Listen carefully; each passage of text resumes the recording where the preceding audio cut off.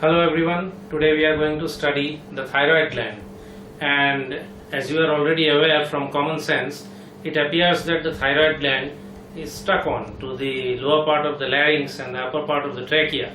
So to get to the thyroid gland, first we have to draw the part of the larynx and trachea. Let's begin with that. Suppose first we try to draw the thyroid cartilage, the lamina of the thyroid cartilage.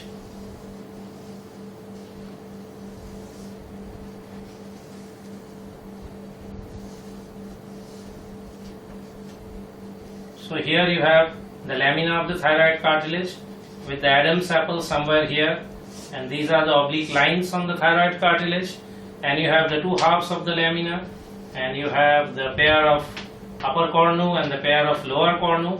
So you have drawn the thyroid cartilage. Below the thyroid cartilage, next in line is the cricoid. So here comes the cricoid cartilage, and this is the arch of the cricoid cartilage. So now that you have drawn both the thyroid and the cricoid cartilage, below the cricoid cartilage you expect the trachea. So this is the beginning of the trachea. So you will draw the tracheal rings, say 1, 2, 3, 4, 5, and say 6. And the trachea goes on.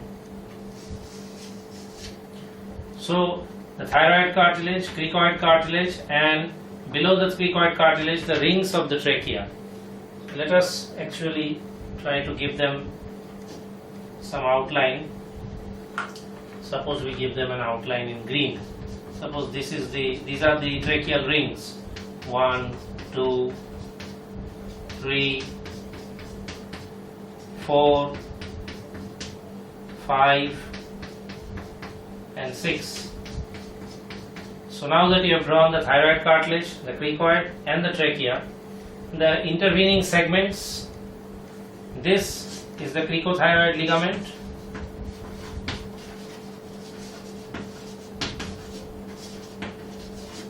and this structure here will be the cricotracheal ligament.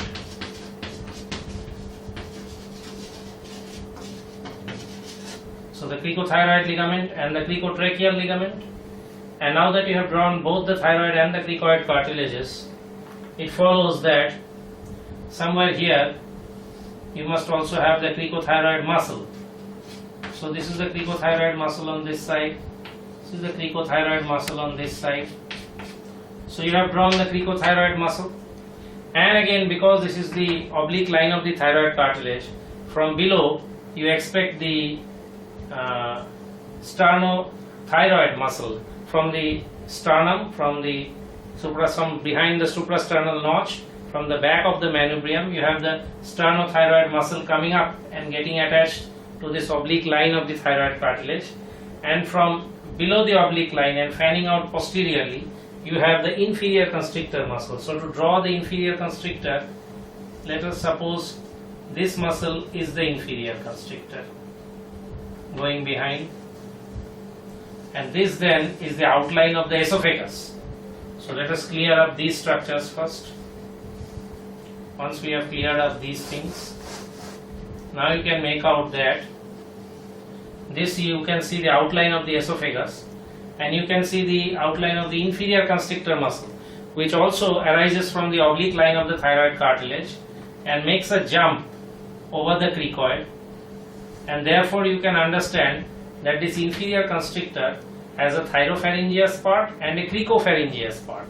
And you can also make out, if we have drawn the inferior constrictor, then we have to obliterate this, and you can also make out that it is a fan-shaped divergent muscle. At least the thyropharyngeus part of it is fan-shaped and divergent. The cricopharyngeus part is rather straight.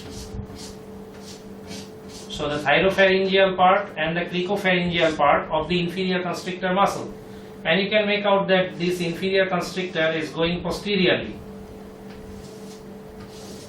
like this, and it is participating in a midline raphe of all the three constrictors, the superior, middle, and inferior constrictors. So from this side also you have an inferior constrictor jumping over and going back. Fan-shaped part and a straight part. And again from here you have a median raphe and you have the other inferior constrictor. So the inferior constrictor is over here from the thyroid cartilage, the middle constrictor is from the hyoid bone, and the superior constrictor is from the base of the skull and from the pterygoid process of the sphenoid and from the hamulus of the medial pterygoid plate and from the pterygomandibular raphe coming down up to the ramus, up to the junction of the body and ramus of the mandible behind the third molar tooth. So here you have the inferior constrictor, and because we have drawn the esophagus which is protruding from the left side of the trachea, you can make out that the esophagus is slightly shifted to the left and the trachea is slightly shifted to the right, so that theoretically at least from the left margin of the trachea you can have a peep at the esophagus, and there is a slight tracheal deviation to the right side. In clinics, the traditional teachers of medicine used to say that when you poke your finger between the sternomastoid and the trachea on the right side and the left side, you can make out the gap is less on the right side. That means the trachea has got a slight right shift, and similarly the esophagus has got a slight left shift. Although both are roughly in the middle line, the difference is rather subtle, not very easy to comprehend, but still. So now that we have drawn the thyroid cartilage, the cricoid cartilage and the trachea and the tracheal rings, and over the thyroid we have placed the cricothyroid muscle, and we have placed the inferior constrictor with its thyropharyngeus part and its cricopharyngeus part. Now we are trying to place the thyroid gland, because gradually we are drifting away from the topic. We should not drift very far away, because anatomy is rather a rambling subject. The more you go into side issues, the more you will drift away from the main topic, that is the thyroid gland itself. Now you know that the thyroid gland has got an isthmus. You have been studying it from the lower classes of biology, that the thyroid gland in human beings, it has an isthmus and it has a right lobe and a left lobe. Now we are going to position the isthmus and the right lobe and the left lobe of the thyroid gland over these superstructures, that is from the thyroid cartilage onto the tracheal rings. Now this is the first tracheal ring, second tracheal ring, third and fourth. Now over the second, third and fourth tracheal rings we are going to draw the isthmus. So the isthmus is actually over the second, third and fourth tracheal rings. So somewhere here is the isthmus. So if you want to draw the isthmus, we will just obliterate these and we shall draw the isthmus like this. So this here is the isthmus. You have drawn the isthmus over the second, third and fourth tracheal rings, and now you are left with the fifth and sixth tracheal rings. Now the lateral lobes of the thyroid gland, how far they can extend? Over the thyroid they can extend maximally up to the oblique line of the thyroid cartilage. Why? Because there is this superficial sternothyroid muscle coming up from the sternum. It is actually pressing over the thyroid gland and almost plastering it to this oblique line of the thyroid cartilage. So the apex of the lateral lobe of the thyroid cannot extend higher than the oblique line of the thyroid cartilage. So somewhere here is the apex of the lateral lobe. Now if you bring the lateral lobe down like this, how far will the lower pole? So the apex is also called the upper pole. Now how far will the lower pole go? It usually goes up to the fifth and sixth tracheal rings. So if you want it to go up to the fifth and sixth tracheal rings, you will have to draw it somewhere here. So from the isthmus we are taking it up like this.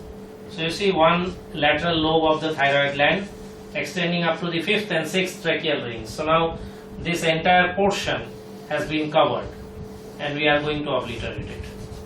So now you have placed the thyroid gland, at least you have placed the left lobe of the thyroid gland. So the left lobe of the thyroid gland, you can see that it has an upper pole, it has a lower pole, and the upper pole extends up to the oblique line of the thyroid cartilage, and the lower pole extends maximally up to the fifth or sixth tracheal ring, and the isthmus is on the second, third and fourth tracheal rings. So we can draw the outline on this side also, again from the oblique line of the thyroid cartilage, an outward curve, and we take it slightly lower to maintain symmetry, suppose up to this point. and now you have the entire thyroid gland.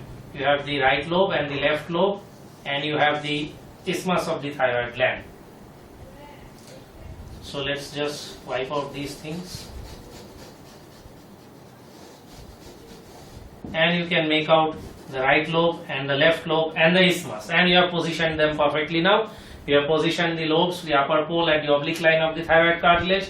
You have positioned the lower pole roughly at the 5th or 6th tracheal ring. You have positioned the isthmus at the 2nd, 3rd and 4th tracheal rings, and you have got the 2 lobes of the thyroid gland, and you have got the isthmus.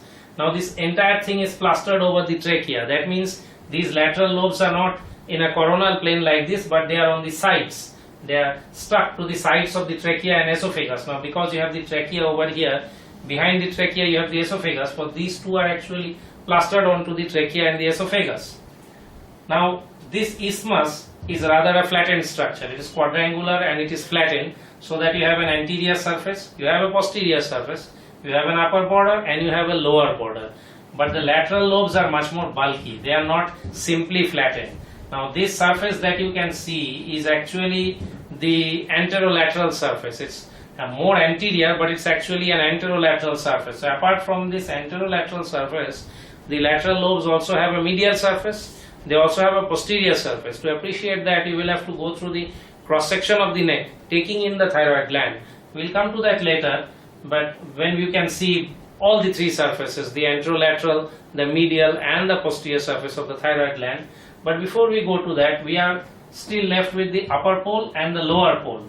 Now at the upper pole you have 2 important structures. You have the superior thyroid artery and you have the external laryngeal nerve. So before we go into other things, say you have the superior thyroid artery over here, and this superior thyroid artery, at the upper pole of the thyroid gland, it will give an anterior branch and it will give a posterior branch.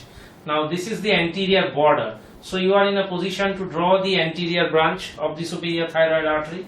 So if we just obliterate a little bit over here, we erase these structures, this part of the trachea, and we make way for the anterior branch of the superior thyroid artery. We make way for the anterior branch of the superior thyroid artery on both sides. We create space here, and now we are going to draw the superior thyroid artery's anterior branch. So this is the superior thyroid artery, and you have the anterior branch of the superior thyroid artery coming here. And again from this side you have the anterior branch of the superior thyroid artery coming here and anastomosing over the isthmus. And the posterior branch has gone behind, you cannot see it anymore. You cannot see it anymore. Now this is accompanied by the external laryngeal nerve. Now this external laryngeal nerve comes with the artery, but at the upper pole of the thyroid it diverges. It diverges and goes to supply the cricothyroid muscle, which we had drawn here underneath. So you have the external laryngeal nerve coming with it, but diverging close to the upper pole to go and supply the cricothyroid muscle. That means that if you want to surgically tie the superior thyroid artery, you have to tie it very close to the upper pole of the gland, because otherwise you will tie the external laryngeal nerve with it. And if you tie the external laryngeal nerve, you will actually damage the cricothyroid and it will cause a loss in timbre. It will not cause a major paralysis or something, but the quality of the voice will be altered actually. So although cricothyroid does tense the vocal cord, but it does not create any major handicap, but of course it will not be a pleasant thing. So when you ligate the superior thyroid artery, you have to ligate it close to the upper pole. That means you have to ligate the superior thyroid artery somewhere here, close to the upper pole of the gland. This is where you would ligate the superior thyroid artery, somewhere here. And again at the lower pole you have the inferior thyroid artery. So at the lower pole you have the inferior thyroid artery, and you have the recurrent laryngeal nerve. So recurrent laryngeal nerve is actually coming from a slight distance and it is going up close to the inferior thyroid artery behind the lower pole. So when it is actually, when you are looking at the approach